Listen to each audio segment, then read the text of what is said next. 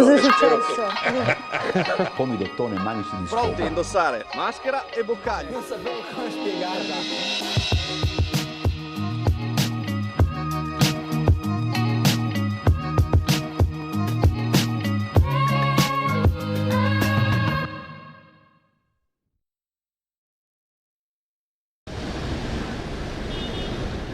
Viale Miramare da Barcola Stazione, rive fino tutto il waterfront cittadino bloccati da mezzogiorno in poi per 2 ore almeno. Il flusso enorme di turisti per il ponte festivo si è sommato ai 2000 bambini che hanno disputato in Piazza Unità la Trieste Spring Young, con al seguito altrettanti genitori e parenti e naturalmente autoveicoli parcheggiati. Dunque un vero e proprio ingorgo che ha costretto molti ad attendere in coda. Nel senso che purtroppo c'è una grande affluenza di turisti che giungono del Viale Miramare, arrivano su Corso Cavour, abbiamo la problematica del molo quarto inteso come parcheggio di superficie che è congestionato in quanto pieno e perciò poi dirigono passando di fronte a Piazza Unità d'Italia su Mercato Vecchio, dirigendo verso Via del Teatro Romano dove abbiamo un altro parcheggio, quello sottoterra, e che anche quello è congestionato. Adesso siamo sul posto per cercare di regolarizzare la situazione, ma ben poco si può fare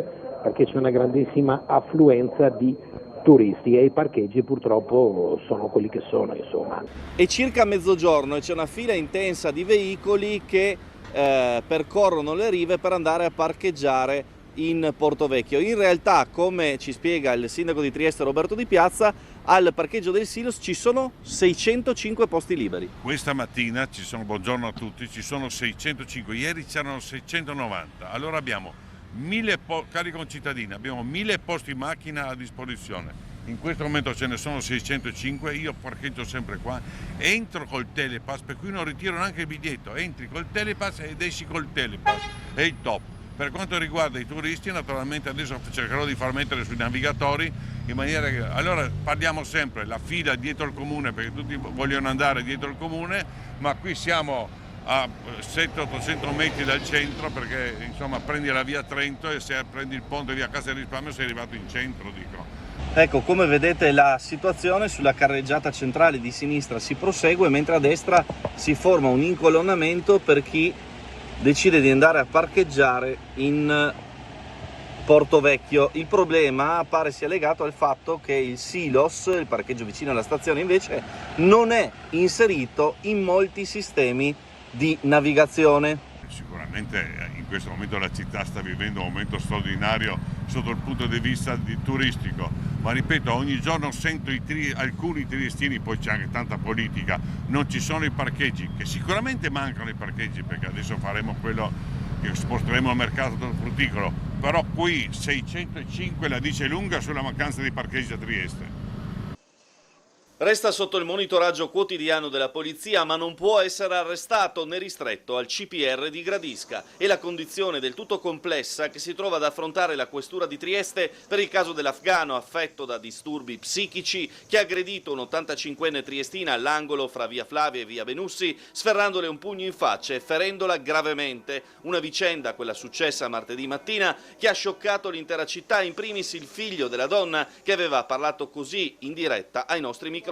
Sono corso qui, era a terra, tutta sanguinante, per fortuna c'erano 2 persone veramente umane, ne ha dato una mano, abbiamo chiamato la Croce Rossa, lei purtroppo non ha visto nulla, perché era uno che faceva il jogging col cappuccio in testa e gli è andato vicino, pensava che gli chiedeva qualcosa, non lo so, e invece gli ha sfiorato un pugno e l'ha buttata a terra. L'aggressore, che non ha precedenti penali in Italia e non ha agito con l'intento di una rapina, è stato trattenuto fino a tarda sera in questura, poi, viste le sue condizioni di disagio psichico, è stato ricoverato all'ospedale di Cattinara. Si tratta di una persona soggetta a protezione internazionale, dunque da un punto di vista legislativo non può essere ristretto in un centro di protezione internazionale e, contemporaneamente, i problemi di salute mentale condizionano comunque qualsiasi altro provvedimento. L'uomo, dunque, ospite in un appartamento della rete di accoglienza diffusa a Trieste viene monitorato giornalmente dalle forze di polizia per evitare il ripetersi di episodi analoghi. Resta evidente però come in questo caso la complessità della situazione normativa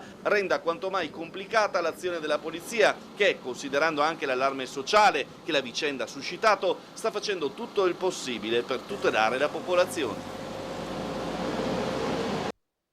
Molestava le passanti con palpeggiamenti ripetuti e violenti, almeno 4 le vittime che hanno subito le molestie nella giornata di ieri, giovedì 2 maggio. 2 di queste si sono recate all'ufficio volanti della questura a sporgere denuncia riferendo i fatti capitati sia a loro stesse che alle altre donne. Le descrizioni fornite dalla coppia e i pattugliamenti mirati dei poliziotti hanno permesso di rintracciare l'uomo, un 25enne di nazionalità italiana con origini asiatiche, proprio nella zona del viale in mezzo a decine di persone, fra famiglie e bambini intenti a prendere un gelato accomodati su uno dei tanti tavolini. L'uomo è stato identificato e riconosciuto dalle denuncianti, poi prima del trasferimento in carcere, visibilmente ubriaco, ha resistito all'arresto e tentato di danneggiare l'auto della polizia. Già noto per altri precedenti, reati contro il patrimonio e la persona e destinatario anche di un avviso orale del questore, è stato trasferito al Coroneo, dove rimane in attesa del procedimento penale in cui sarà accusato di violenza sessuale. Claudio, immagino che lei non ce la faccia più. Cosa è successo? Hanno ancora rubato? Non capiamo ancora esattamente chi siano queste persone. C'è la polizia sul posto. Evidentemente, visto che qui la zona ormai sembra abbandonata, vengono di notte probabilmente dal mare, perché noi siamo chiusi sui 3 lati, quindi possono solo accedere via mare, e questa volta hanno fatto atti vandalici stupidi rompendo, hanno portato via il pattino di salvamento, che è una cosa assurda perché oltretutto solo Trieste non ha scritto salvataggio ma ha scritto salvamento su entrambi i lati, e praticamente si sono preparati per questa notte a venire a prendere ancora 2 canoe dalla parte del magazzino del canottaggio. In più hanno sfondato i vetri della zona canottaggio, hanno sfondato i vetri della ex zona sub e hanno rotto le porte dove ci sono i lettini, gli ombrelloni, eccetera. Quindi oltre al blitz fatto per l'ennesima volta, proprio la pianificazione di un ritorno con anche il materiale preparato per la fuga, come vediamo dalle immagini. Esattamente, cioè evidentemente hanno pianificato di venire qua e portarsi via altre cose gradatamente e le portano via mare, perché evidentemente hanno forse anche una imbarcazione di appoggio che gli consente di fare questo. Lei l'ha scoperto oggi, sappiamo che è avvenuto la notte trascorsa. Allora, da quello che abbiamo visto noi, senz'altro noi non siamo venuti domenica e lunedì.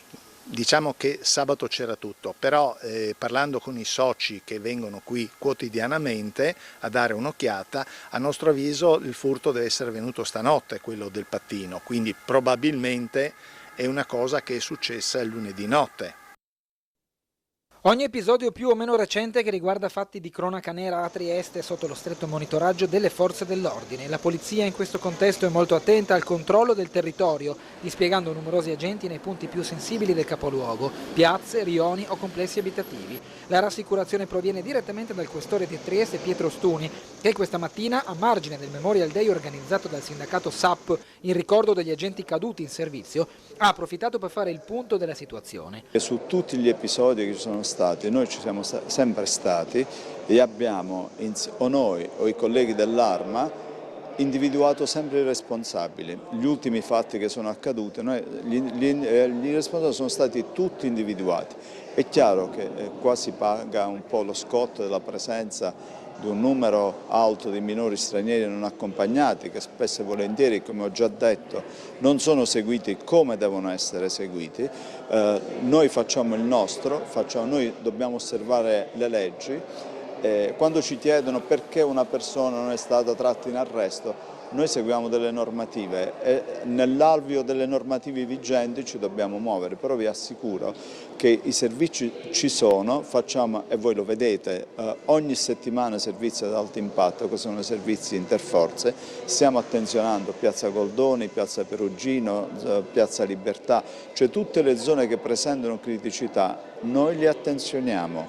Un passaggio il questore lo ha rivolto anche ai mezzi di comunicazione e più in generale alla divulgazione delle notizie anche da parte di chi pubblica sul web, troppe volte senza i dovuti approfondimenti. Io ho molto rispetto per per il vostro lavoro e ho sempre interloquito con tutti, quindi è una cosa che mi fa piacere avere una stampa attenta a tutto quello che accade, è un fatto positivo per me, però bisogna anche comunque discernere bene prima di dare la notizia, perché la notizia data così all'istante, senza un piccolo riscontro dato da noi o dai colleghi dell'Arma o di chi interviene, può perdere veramente contenuto.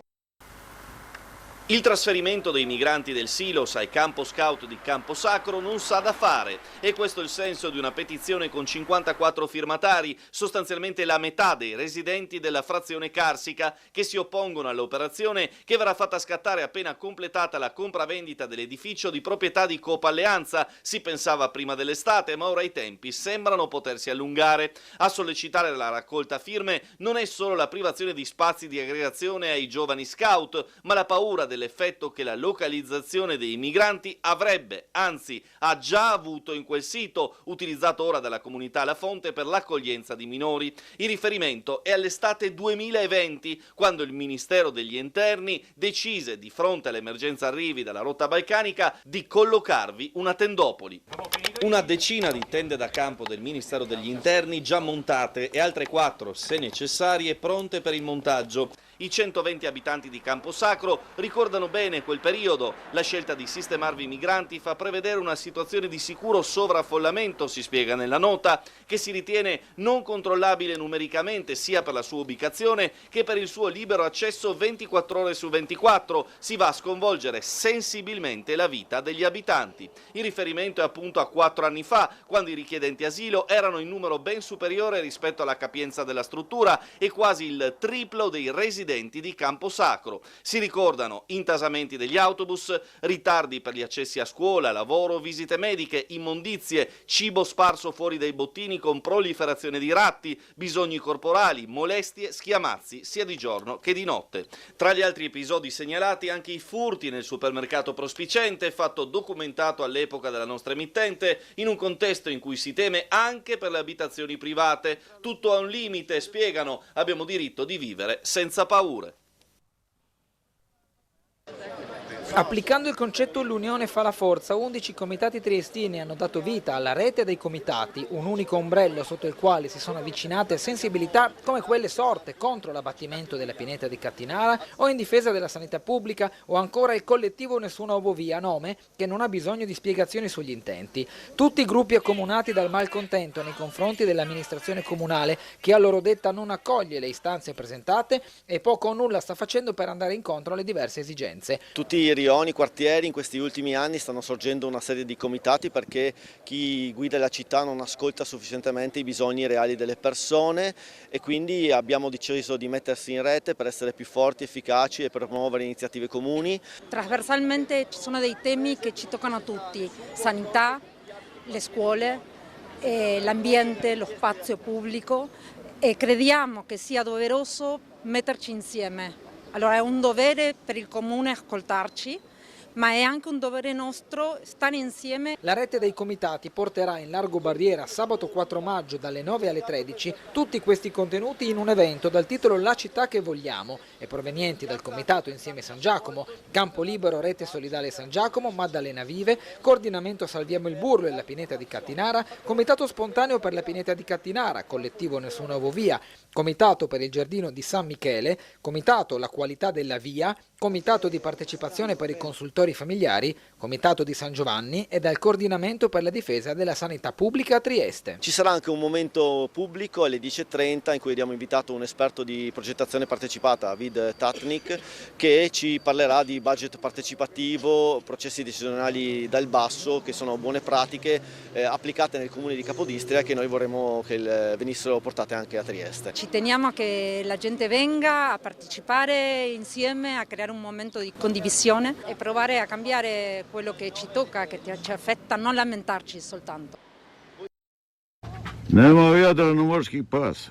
Nessun pesce cane in Adriatico, sostiene ironicamente l'autore del video, il proprietario di un ristorante della penisola di Sabbioncello, proprio di fronte all'isola di Curzola, paradiso delle vacanze estive in Dalmazia. La pinna, considerando anche solo la parte emersa, è di un animale certamente di grosse dimensioni. Un avvistamento che fa il paio con quello segnalato il 9 aprile a largo di Punta Salvore, sempre in Croazia, ma in questo caso proprio all'imboccatura del Golfo di Trieste. Segnalazioni entrambe che hanno fatto parlare nel tam tam via social di squalo bianco in Adriatico. In effetti, mettendo a confronto la pinna dello squalo avvistato in Dalmazia con quella del celebre Carcharodon carcarias, la somiglianza c'è tutta. Da qui a identificare con certezza la specie, però, anche secondo gli specialisti della International Union for the Conservation of Nature, ce ne vuole. Alcuni hanno ipotizzato che si tratti di uno squalo elefante totalmente innocuo, ma in questi casi a pelo d'acqua il gigante tende a far notare anche la pinna caudale, cioè la punta della coda, fatto che non si riscontra in questo avvistamento. Potrebbe anche trattarsi di una specie della stessa famiglia del bianco, il maco ad esempio, avvistato con certezza a Makarska, anche qui in Dalmazia, nel 2019.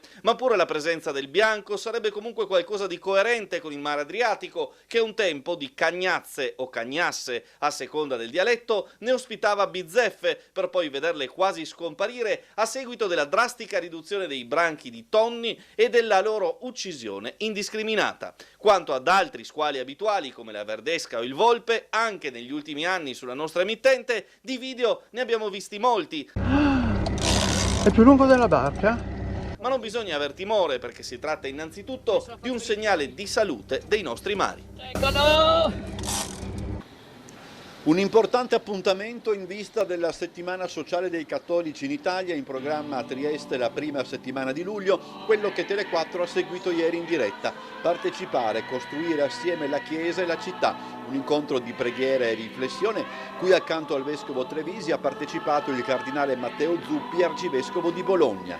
Tanti indici dicono della fatica di vivere una partecipazione appassionata e matura nel costruire sia la Chiesa sia la vita civile.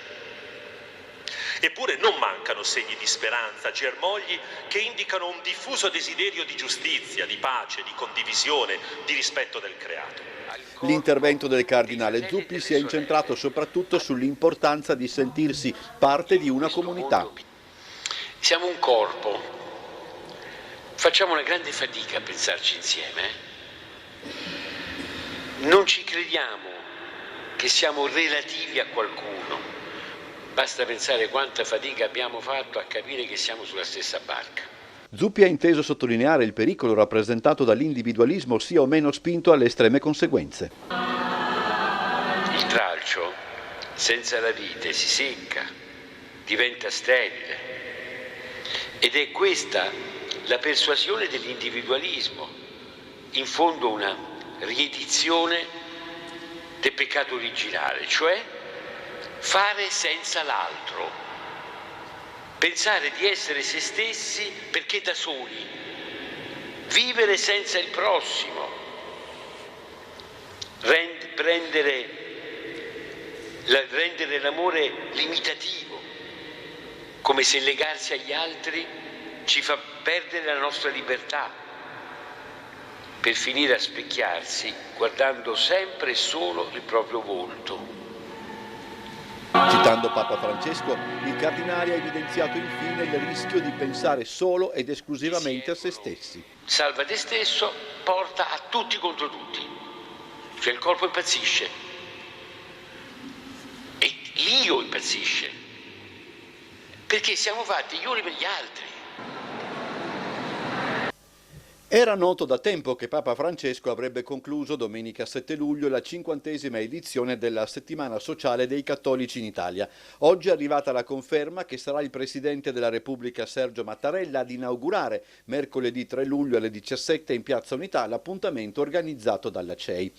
Stamani il vescovo Trevisi, assieme a Monsignor Luigi Renna, arcivescovo di Catania, presidente del comitato organizzatore della settimana, e al professor Giovanni Grandi, componente il comitato scientifico, ha fornito alcuni dettagli in più relativamente alla presenza a Trieste del Santo Padre, presenza di fatto concentrata nei luoghi e nei tempi per non affaticare eccessivamente Bergoglio. Ci troviamo in luglio e non sappiamo bene come sarà la temperatura, ma andare in giro per la città risultava poco sostenibile, insomma attualmente, ecco, visto anche un po' la precarietà, ecco, del Papa, che talvolta fa fatica per la voce e così via.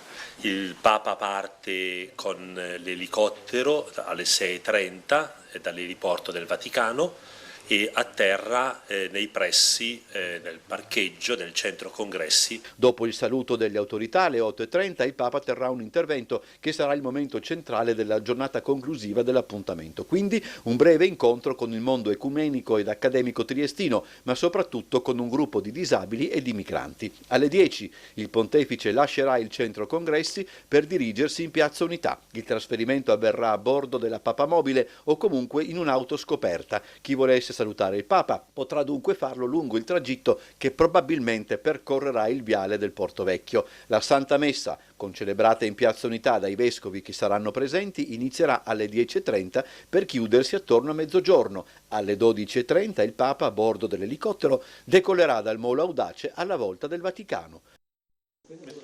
Sì, però sarà bello avere delle voci autorevoli come quelle di Sergio Mattarella e di Papa Francesco, per cui il tema della partecipazione, della democrazia, con uno sguardo anche verso il futuro, saranno anche con due testimoni che hanno anche una ricca esperienza di partecipazione che possono portarci, per cui penso che sia davvero un'edizione, quella del prossimo luglio, molto interessante per gli argomenti e anche per chi verrà, non soltanto Sergio Mattarella e Papa Francesco, ma anche altri autorevoli testimoni. E non è indifferente il luogo? Non è indifferente il luogo, perché Piazza Unità d'Italia, dove si inizia e si finisce questa settimana, è anche una piazza che evoca tanti sentimenti. Ricordiamo anche che è la piazza dove sono state proclamate le leggi razziali e invece noi vogliamo lì proclamare che c'è un'altra partecipazione, che c'è invece una democrazia nella quale tutti siamo chiamati a dare il nostro attivo apporto. Penso che il luogo significativo è quello dell'intera Trieste, per cui certo siamo terra di frontiera, terra di convivenza di popoli, culture e religioni, una terra che è stata insanguinata dalle tragedie, delle foibe e della risia di San Sabba, ma anche una terra che può raccontare che si può uscire da queste violenze e si può invece essere anche un segno propositivo, un segno che anche per gli altri popoli che sono in guerra sia una speranza. Si può ricominciare a parlarsi e a costruire la pace. Sono atterrati nella notte al Trieste Airport gli 8 bambini di Gaza che riceveranno le cure all'ospedale Burlo Garofalo di Trieste. Un'operazione complessa resa possibile dalla ONG britannica Save a Child, realtà con cui collabora il medico triestino Marino Andolina, non nuovo a missioni umanitarie nei teatri di guerra, anche lui coinvolto in questa missione, oltre alla disponibilità del Burlo Garofalo con la responsabile dell'accesso all'offerta sanitaria per i pazienti non iscritti al Servizio Sanitario Nazionale, Barbara Fari, su mandato del direttore della struttura Stefano Dorbolò. La notizia per me più importante è che il Burlo rientra finalmente nei progetti di cooperazione internazionale, cioè di aiuto a bambini anche di altri paesi. Quando ero vivo, diciamo, professionalmente, si faceva di continuo, ex Jugoslavia, Iraq, eccetera. Atterrati, come detto, a Ronchi dei Legionari grazie a un volo privato, gli 8 bambini accompagnati dalle famiglie saranno presi in carico dall'ospedale materno-infantile di Trieste. L'istituto ha messo a disposizione la propria foresteria come a casa per accogliere i familiari e l'associazione ABC Bambini Chirurgici un appartamento. Anche il vescovo di Udine, Monsignor Andrea Bruno Mazzocato, e la congregazione delle Suore Rosarie di Udine si sono impegnati per reperire alloggi ai bimbi e alle loro famiglie. famiglie. Degli 8 bambini 4 sono amputati e riceveranno protesi che saranno realizzate in Emilia-Romagna. 2 necessitano di trapianto di midollo osseo, un bambino presenta una ferita dovuta a un'esplosione e uno ha una grave patologia chirurgica. Ai bambini si è aggiunta una giovane donna, mamma di uno di essi, che è anche in attesa di un secondo figlio. Il torneo Città di San Giusto organizzato dalla società San Luigi si conferma appuntamento di un certo livello quando si parla di calcio giovanile nel territorio giuliano e non solo. Inter, Juventus, Venezia, Udinese, Sturm Graz, Rijeka e Zelie, più i padroni di casa, daranno vita sabato 4 e domenica 5 maggio a un evento dedicato alla categoria giovanissimi che si preannuncia molto interessante. I professionisti giocano con l'annata 2011, mentre noi il 2010. Questo sono gli anni di massimo apprendimento per un calciatore, per un giovane calciatore. E in questo torneo ogni anno si vedono delle realtà, dei giocatori importantissimi. È una vetrina dove che io invito un po' tutti quelli che sono amanti del calcio e che sono nel calcio, nei vari allenatori, a vedere, a seguire, a capire cosa stanno facendo queste società. Giunta alla 31esima edizione, il torneo di San Giusto, già Memorial Cocciani, vede proprio il San Luigi come campione in carica, avendo trionfato l'anno scorso contro l'Udinese. Il presidente Peruzzo guarda il settore giovanile, individuando tra i piccoli biancoverdi qualche giovane atleta di prospettiva. Stiamo lavorando per rientrare nell'ambito Juve, siamo abbastanza vicini.